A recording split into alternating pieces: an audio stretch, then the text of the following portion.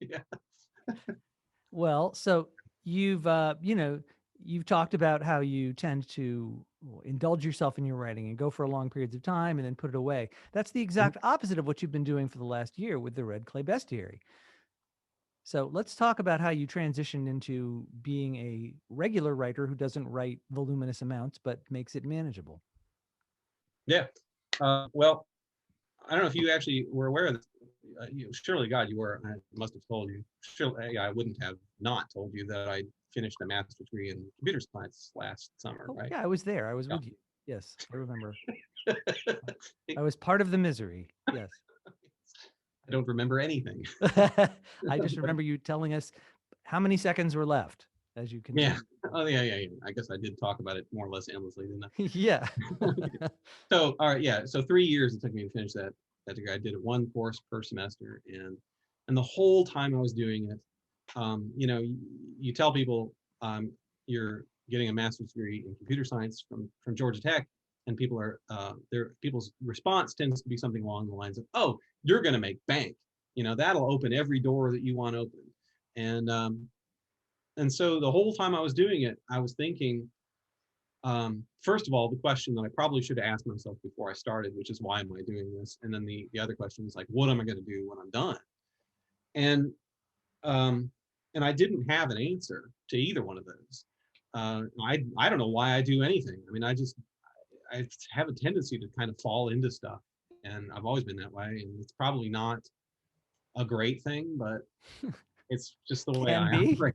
I mean, It's just who you know, you I are. have a I have a house and decent living, so I can't complain too much. Um, but yeah, I tend not to question my own motives too closely. but uh, but when people say that to you all the time, you find yourself asking yourself that question frequently, and it was not a question that I wanted to deal with because I had to, you know, I had to figure out linear programming and I had to figure out complexity theory and all this stuff that was just like really hard um, to get my brain around, and I didn't have enough room for both of those things. So basically, every time those questions would pop up in my head, I would put them aside. And then I graduated, and suddenly it became the only thing that was left were these two questions, and I still couldn't answer. Mhm. And I mean, I think the reason I did it is because I wanted to learn about computer science. It's that simple. That's not that difficult a question. What am I going to do with it? I don't know. I still don't know. Maybe someday it'll occur to me. I One thing I didn't want to do is go get a job at Google or something like that. I'm not interested in that. And so, I felt like I was kind of betraying myself and probably my family as well by not going and doing that. And it got me down, and I got into a pretty depressive cycle. I mean, I'm not sure I've ever been that depressed, to be quite honest. Um, It and coincided with a certain pandemic, didn't it? It did, and the pandemic was a weird thing for me because first of all, it didn't change my life like personally at all.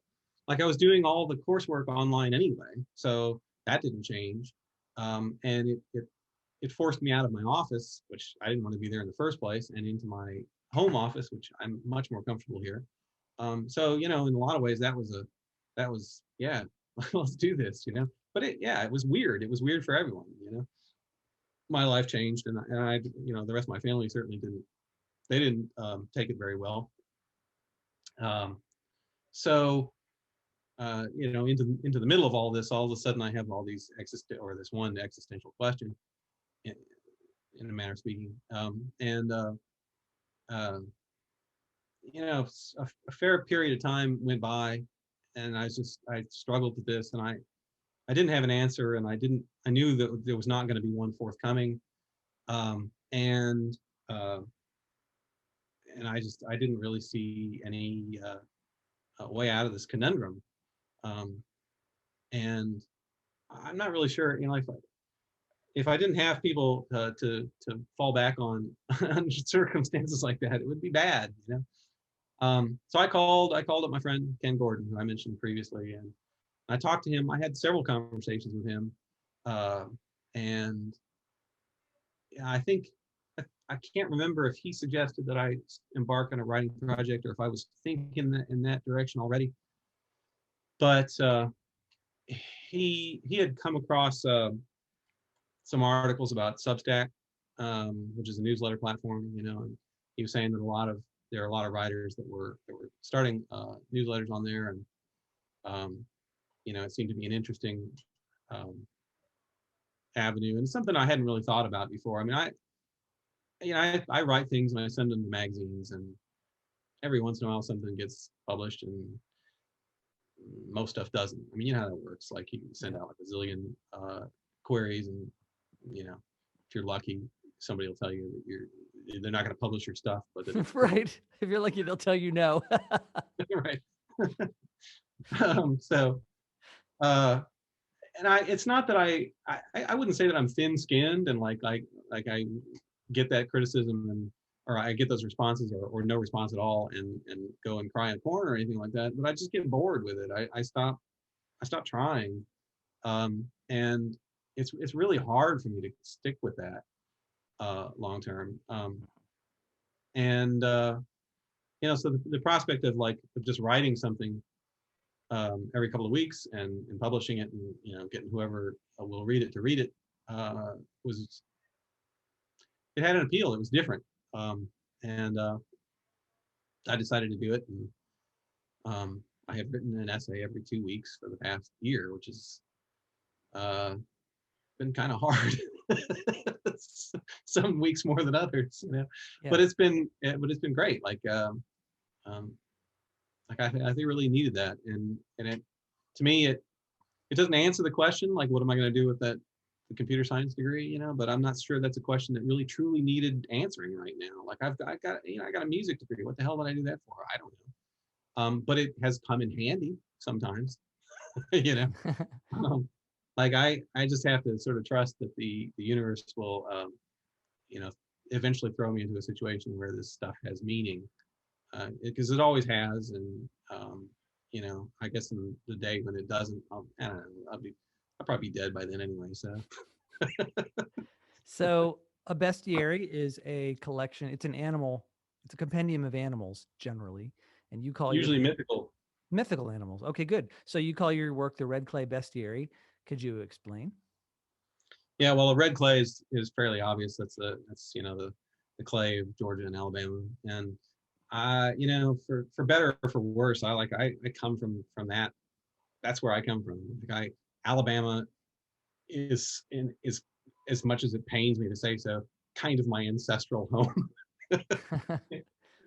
I've lived there 5 times, always in Huntsville, but uh, so I have a deep connection to the South. And it's a very mixed connection. As one of the reasons I feel like Bitter Southern was such a great avenue for my writing is because uh, it's not just like unmitigated or unalloyed love. Like there's other stuff mixed in, and then you know uh, a bestiary of you say bestiary, I say bestiary. Not really sure which way it's properly pronounced, but I think my pronunciation is the bestiary. it's true. I usually say bestiary. I like to curl that word up a little bit, but you know, like I feel like the South is just full of mythical characters, some good, some bad, and somebody needed to produce a bestiary. Yeah. So, uh, yeah, so yeah, it's a combination of those two things, and I also I wanted to make sure that whatever name I chose was not going to sort of railroad me into just writing about one particular thing. Like if it was like the Red Clay Journal, then it's hard to then turn your attention to Henry V. Yeah, Right. yeah.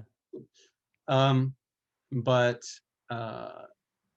sort of over the past year, I think that was the idea I originally had, was that it was a sort of bestiary of uh, of my experience, not necessarily of the South, but from the South, Mm-hmm.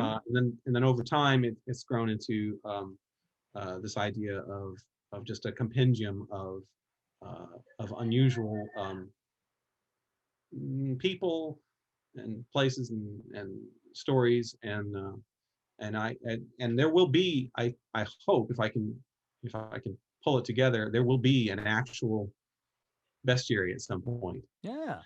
like a physical tome. A You know, grimoire. I mean, like Such if yes, exactly. If it goes the way I want it to, it'll be bound in leather. yeah. Because what else would it be? With one of them big old ribbon bookmarks attached to it. Yeah, yeah. Well, so I am the most recent thing I've embarked on related to this is I've gathered a stable of illustrators. I'm working my way towards 12. So if anybody watches this and they're an illustrator, contact me, because I need like 4 more. And each illustrator is assigned or chooses a subject. I have a list of subjects, and I don't want to give anything away, but like I'll give you a few. There's like Kurt Vonnegut, Satchel Paige, Hedy Lamarr. These are people that have like some meaning to me. So it's either somebody that I sort of idolized as a kid, like Kurt Vonnegut was just he was my North Star for a long, long time. And then Satchel Paige, my son is named Satchel, so you can get an idea of how I feel about him. And in some cases, they're just unusual people who strike me as significant in the firmament of humans that have lived. And they're all dead. I haven't chosen anybody living because I don't want to get sued. And I have each I'm going to have each of these illustrators do a portrait of this person, and then I'm silk screening all the portraits. So I'm making these prints. In fact,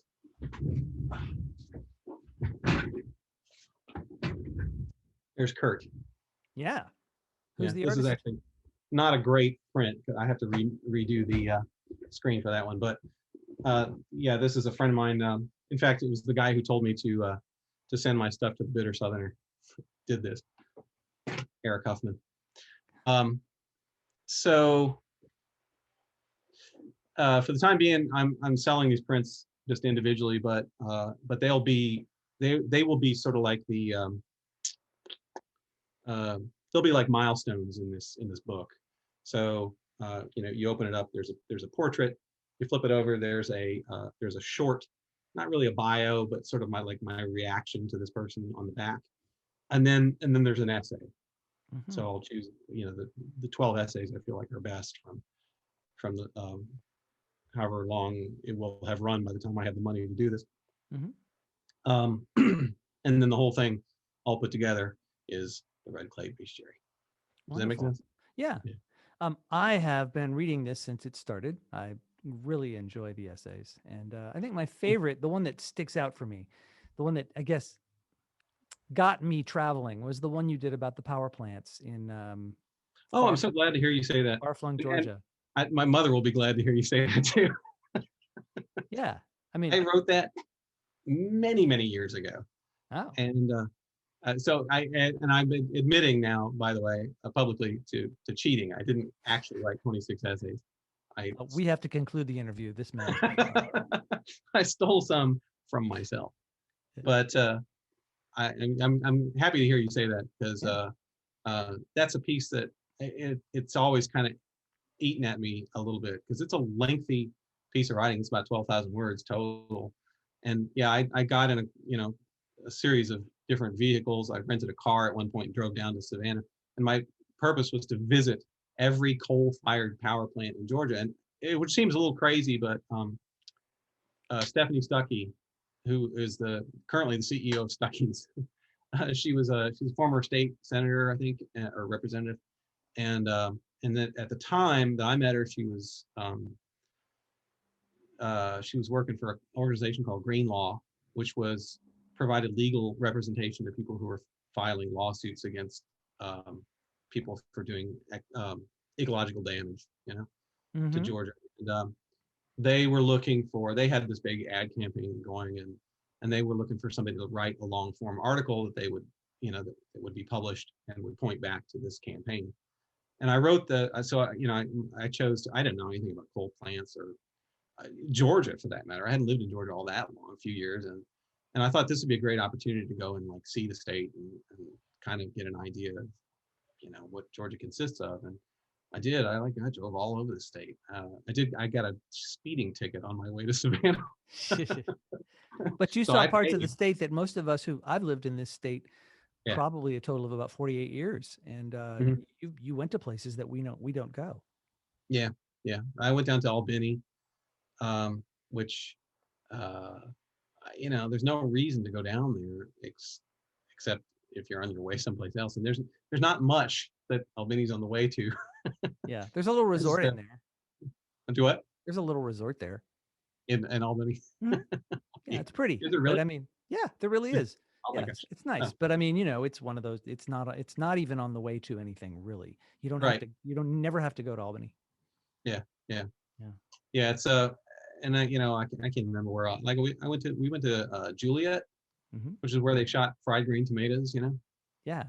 And you went to Rome, and Oh, you mentioned crazy. that Went to Rome, Rome. Yeah. Georgia, is built on 7 hills, and Yes, I it had to is. drive to Rome with my daughter this summer. I Uh-huh. had to Yeah. because I want. And Yeah. sure enough, very Yeah. beautiful up there. It's an interesting place for Yeah. sure, and it's built on 7 hills. And then, you've ever been to Berry College? Did you ever see Berry? Well, you drive right by it if you go north through Rome. You can Like see it off in Hogwarts, the distance. Maine. Yeah, it's Yeah. beautiful.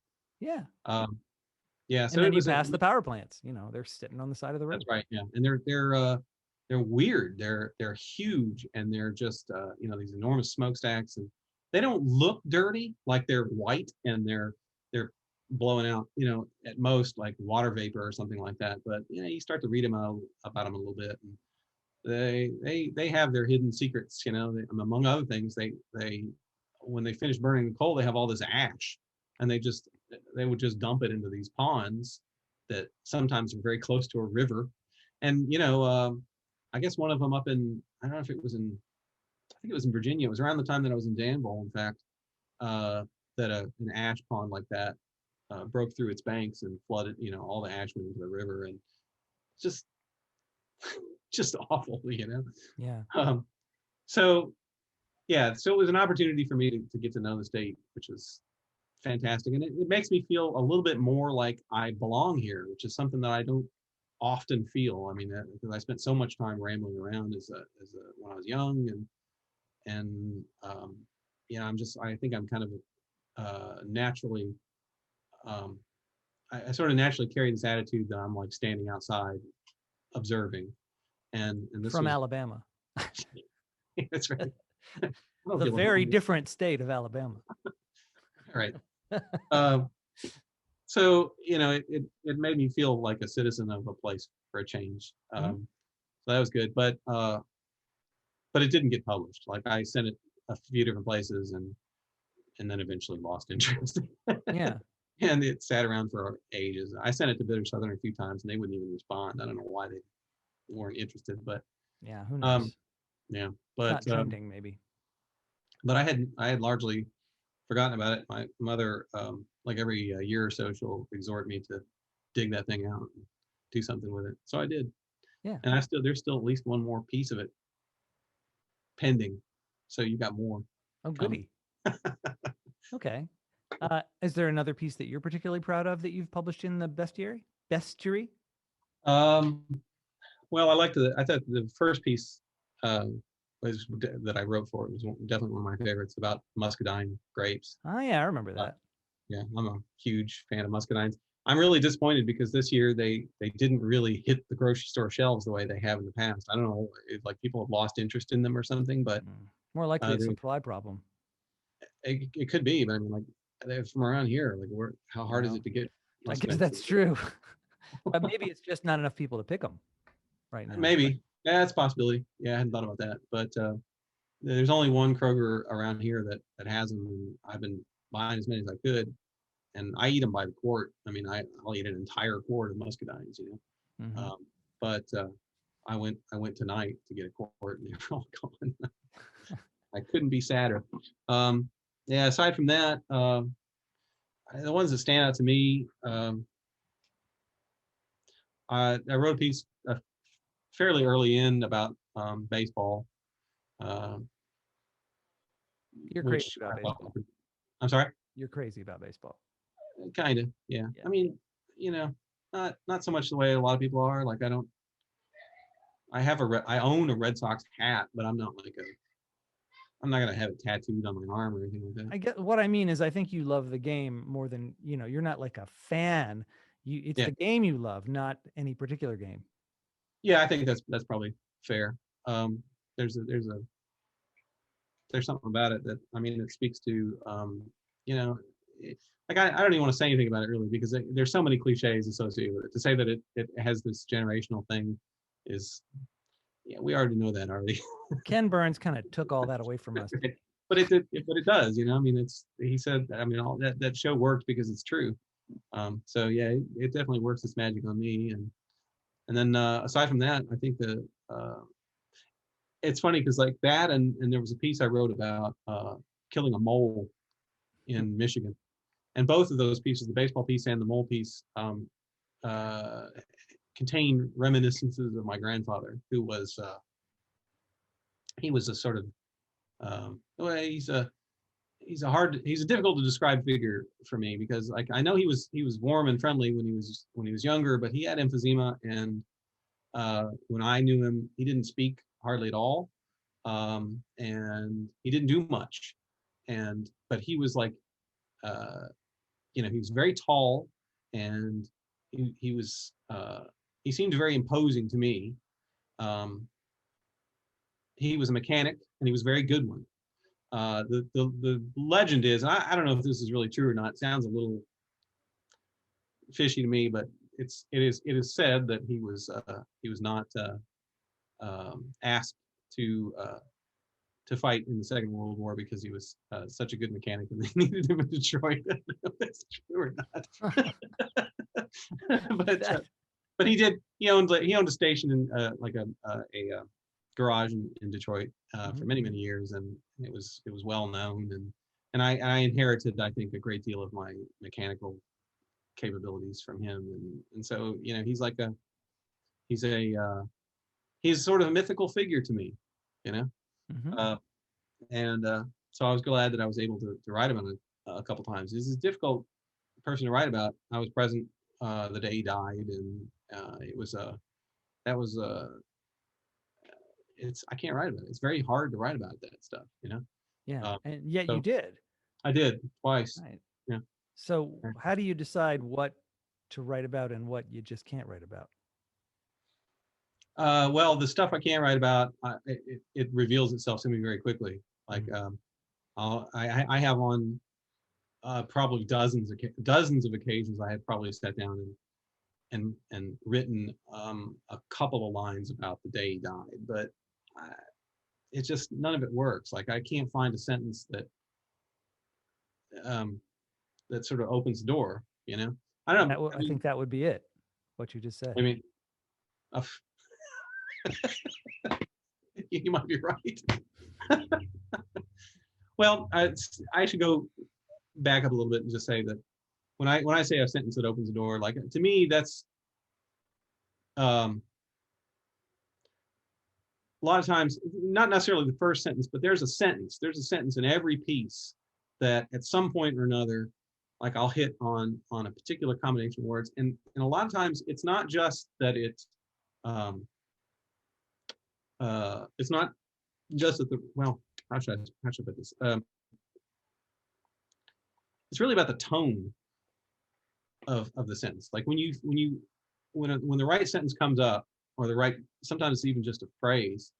Um, a lot of times it'll imply a certain tone, and when I say tone, I often mean that the narrator, the person who that the point of view of the essay is, it's not exactly me. It's like kind of a heightened version of me. It's a character, and I have to really find that character. I think probably the same way that an actor does. I don't know, but um, and I usually know it when I find it, and that's what tells me that this is a good subject to write about, whatever it happens to be. Um, and I mean, I'll often, if I want to write about baseball, then I'll try. And that baseball piece, I probably wrote 15, 16 pages of just trash that I wound up throwing away. And a lot of writers say that, but but yeah, for me, more often than not, it's about finding that phrase or that sentence that sort of cues me in as to who the character is that's telling the story. And once I have that character, then I can write the whole thing in that mode. And I think I really sort of I try to inhabit that character and write the way the character thinks. And again, it is me, but it's a angled version of me. And so um, yeah, I haven't really found, there are certain topics that I haven't been able to find that character. And I'm, now I think about it, I probably haven't tried too hard because, it's hard to write about stuff like that. Yeah. I mean, it's obviously it's painful to write about stuff like that. So, maybe if I sat down and wrote 20 or 30 pages about the day he died, I might find that sentence. I don't know. The Maybe- heightened character that's writing, the greater you, this goes back to what we were talking about where you surprise yourself. Mhm. Is there something about finding this character who's speaking through you that's a little bit more than the you generally inhabit? And does it take you, having finished a piece by that person, does it take you somewhere else? Um, Perhaps. I don't know, that's a hard question to answer. Um, once the piece is done, to me, it's sort of self-contained. I'm no longer in it. And I think I've heard people say before that uh, if you think you've got it figured out and you can repeat this process, you're wrong. It's true because it's a different character every time. It's not, and the differences are so fine. Um, like I'm not even sure it's something that a reader would notice, but I certainly do. And So yeah, it's a different place, but I can't ever get back there. It's always it's a different place for every essay. Um, and they're certainly similar. I think anybody reading my stuff would notice certain things that I like to do. I consult a thesaurus frequently. Right. I But like I like big crazy ass words. right. Well, I mean, that's the you all the time. Yeah, yeah. You're suggesting that there's something performative in this that can't be duplicated. Oh, for sure. Yeah, it's it's like when you play music, and especially when you improvise, you might have like uh, a vocabulary that you lean on a lot. But and I'm not I'm not the best improviser in the world by any stretch of the imagination. I'm a little lazy for starters. Um, so my vocabulary is a little limited, but it's like when I play and when we play together, every time we played, I was always like, I'd play these licks and I think, "Ah, I've done that before. Like, why am I doing this? Like, I got to do something else." And my problem as a musician is that means I'm now about to create a big mess. Yeah, you're improvising on someone else's time, essentially. Yeah. Yeah. Um, and I'm going to try something that I can't do. I'm going to, I have a phrase that's kind of like half formed in my head, and I'm just going to try to go for it. And it doesn't always work. Usually it doesn't work. but, but there's definitely a performative aspect of writing, and it's similar, except you're not, uh, you really kind of have all the time in the world. Hmm. Um, you're not trying to come up with something before the next beat hits. Um, and So it's there's more opportunities to play around and stuff like that. But to be honest, um, once I find that voice, it usually comes pretty fast. And there's not, there's really no need to try things 50 different ways. Like once I've found the right entry point, I can write 1,500 words in an hour. Yeah. So I'm and interested because, in a sense, you're describing some things that I do in different realms. This is Yeah. somewhat the way I write songs, but Mhm. I never thought of it this way. I really never thought of how I do it, and you're kind of describing how I do it, which is very interesting to me. I mean, creative pursuits are all kind of similar in certain ways, right? Yeah. And I read, I hear other people say stuff like this, and sometimes it sounds a little um, uh, self-indulgent to say something like I'm just a conduit for the stuff that comes from the universe somewhere. But honest to God, like I really truly feel like that's what seems to be happening. And it's like what you said at the outset that it's you can tickle yourself, which to me says that it's not really it's not consciously coming from me. It's obviously coming from me, but it's not my conscious mind that produces those things. It's there's something else, and so when they emerge, it's surprising, and when I'm surprised, I know I'm on the right track. Yeah. Well, do So you foresee continuing the bestiary for a while? yeah, I kind of can't get out of it. Yeah. Yeah, but uh do you feel like there's lots more to tell, or are you afraid oh you're going to hit hell a yeah. wall? Yeah, okay, good. No, I'm trying to do something a little bit different now, though. For the past year, it's been very much a case of like, here, I'll take on this large topic and just sort of treat it in a fairly general kind of way, like with baseball, for example. There are specific things in there, but it's not like I could easily sit down and write 5,000 words about the 2004 World Series without or ALCS actually. And anybody who's a Red Sox fan knows exactly what I'm talking about. And I can write that. I'm not sure anybody would want to read it, you know. So my aim at that then was to write about baseball in a general sort of way, um, with specific instances from my life, but to write about it in such a way that it doesn't turn off people who are not interested in baseball. It's it's for a very general audience, and I think that was a lot of what drove me at the outset was that idea of writing about specific topics without turning people off. I mean, I'd love to, and I can't remember if I published it or not. I wrote a piece um, about replacing a fan in a computer, which is like the most boring topic in the world if you say it like that. But I made a thing out of it, and I tried to write about it in a way that would be compelling to anybody who picked it up. And again, I can't remember if I have this funny recollection. I think I took part of it and put it into an essay or something like that. But there's an appeal to me about that. But there's only so many subjects. I mean, I could start writing about things I don't know anything about, but that would be problematic as well. So I think I got to get more specific over the coming year.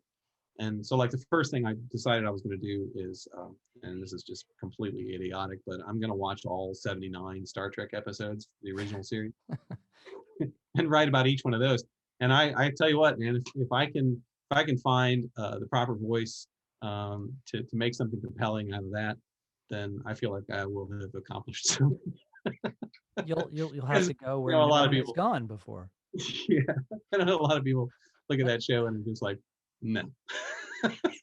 Yeah. But it's there's always an angle um, that's different. I mean, so much has been said about Star Trek, like how on earth can anyone possibly say anything else? But to me, it's not about Star Trek. It's not about Star Trek at all, really. It's my feelings about Star Trek, and Star Trek I used to watch it just constantly when I was a kid, and I had a little toy phaser and communicator and all that crap, and it was the substrate of my youth. Uh-huh. So it's intimately tied in with stuff like making a fort with my friends, and we made our fort out of stuff we salvaged from trash bins. From like we would go dumpster diving and pull stuff out and make a fort out of it, and then we would burn torches inside, and like And then one day we found a stack of Playboy magazines in the trash can. We took those back to our fort. And so that's it. It's so now it's a coming of age story. And that's all connected to freaking Star Trek, because it was just all around me all the time. So to me, it's a valid subject, not just from the point of view of I'm a fan, I'm a Trekkie, because I'm really not. Like, I'm not even a fan of the show anymore, and I'm sure as hell not a Trekkie. I do not have a pair of Spock ears, and I might have when I was 8, but so I feel if I can make that compelling, that it's gonna be great, and but there'll be more stuff like that. Um, a little more directed. Yeah. I wrote a piece just a month or so ago about. I wrote, actually, it was a set of real short pieces. There were three together, because I do have a tendency to ramble on at absurd lengths, and I wanted to try reining it in a little bit. And so I have actually forgotten. There were 3 pieces, and I've forgotten what 2 of them were about. But one of them was about John Bradford, who was this surgeon, this medieval surgeon, who in 1408, I think, 1409, I can't remember the year, but he removed an arrow from uh, the future king at the time, Prince Henry, who became King Henry V of Agincourt fame. Um, he fought in a battle in which he was hit in the face with a bodkin, which is a real sharp, heavy arrow point, and it sank about 5 inches into his face, and somehow managed to avoid piercing his brain. And they brought in a bunch of surgeons, and the surgeons, all they managed to do was to break the shaft off. And so this arrowhead was buried in his face, and this is the 1400s. So they found this guy who was a blacksmith and a surgeon, and this seems like a weird combination, but a blacksmith, or surgeons at the time, they made their own instruments, and so they had to know how to do blacksmithing type work. And he was in prison for counterfeiting. He had been counterfeiting coins, and they pulled him out of prison, and they brought him to, I can't remember where it was now, Lincolnshire maybe, and he designed a tool that would latch onto the arrowhead, and then he worked it out of Henry's face. And I think about that, and I think about just like the cojones that guy must have had to walk into that castle where the future king of England was lying on a bed, and start cutting his face open. So it was a little tiny story, and it's very specific, and it's not the sort of thing. I think I've developed this weird kind of fascination with English history, and I've been reading all over it, but most people don't. Most people don't hardly know anything about English history or care, and with good reason. I mean, so what? But but again, like, if I can make that, if I can bring that to people and entertain them, that's great. And if not, it's entertaining to me. So. Well, let's suppose people want to take you up on your dare and see if they're entertained. Where will they be able to find you? RedClayBestiary.com. It's RedClayBestiary.com. Awesome. Yeah. And is that the only site you want to direct people to? Yeah. Okay, good. Well, Fletch, it's been a tremendous pleasure. I've learned an awful lot about writing and about you. Knowing you all these years, I still learned a lot. Thank you for taking the time to talk to me. Thank you for doing this. It's I think I'm a weird subject, but yeah. You belong in But the I'm bestiary. glad you chose to do it anyway. Sure. And we Yeah. want to thank you all folks also for watching and for tuning in. We love to have you watch. We love your comments, and we love your subscribing. Please subscribe to our site. We're building, and we want to bring more folks to you. yeah, we're the truth about music. So we don't just talk to writers, obviously. We talk to musicians like Tom Wehrman, the producer of Cheap Trick, and Liberty DeVito, the Billy Joel drummer, and Mother's Finest, the amazing black rock and roll band from Atlanta. And we're going to bring you folks you wouldn't believe we're going to bring you. So check us out, Sure MU, and drop me a line if you have any questions. And we'll see you next time.